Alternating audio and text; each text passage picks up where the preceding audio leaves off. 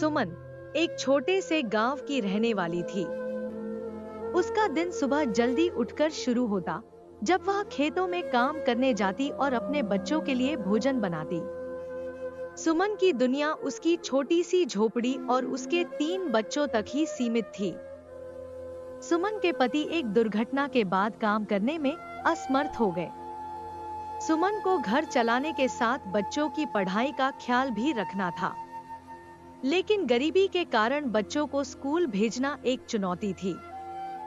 सुमन ने अपने बच्चों की शिक्षा के लिए एक पुराने सिलाई मशीन पर कपड़े सिलने का काम शुरू किया।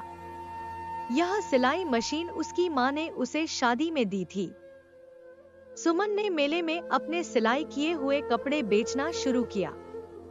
शुरुआत में लोगों ने उसका मजाक उड़ाया, लेकिन उसकी मेहनत और गुणवत्ता के कारण कपड़े लोकप्रिय होने लगे। सुमन ने सिलाई से जो कमाई की, उससे अपने बच्चों के लिए नई किताबें और स्कूल की फीस भरी। यह उसकी पहली बड़ी सफलता थी। सुमन को गांव के कुछ लोगों की आलोचना और कठिन परिस्थितियों का सामना करना पड़ा, लेकिन उसने अपने बच्चों की पढ़ाई और भविष्य को प्राथमिकता दी। सुमन के बड़े बेटे ने प्रतियोगी परीक्षा पास की और शहर में पढ़ाई के लिए चयनित हुआ। यह सुमन के लिए गर्व का क्षण था। सुमन का सिलाई का काम अब पूरे गांव में प्रसिद्ध हो गया। उसने अपने व्यापार को बढ़ाया और गांव की अन्य महिलाओं को भी काम दिया।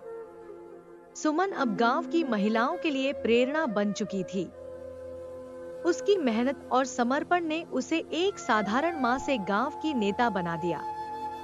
सुमन के बच्चे पढ़ लिख कर बड़े शहरों में नौकरी करने लगे और अपनी मां को आराम देने के लिए गांव वापस लौटे।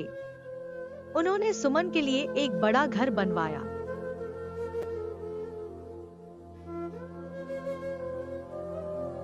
यह कहानी बताती है कि मां का त्याग और समर्पण असंभव को भी संभव बना सकता है।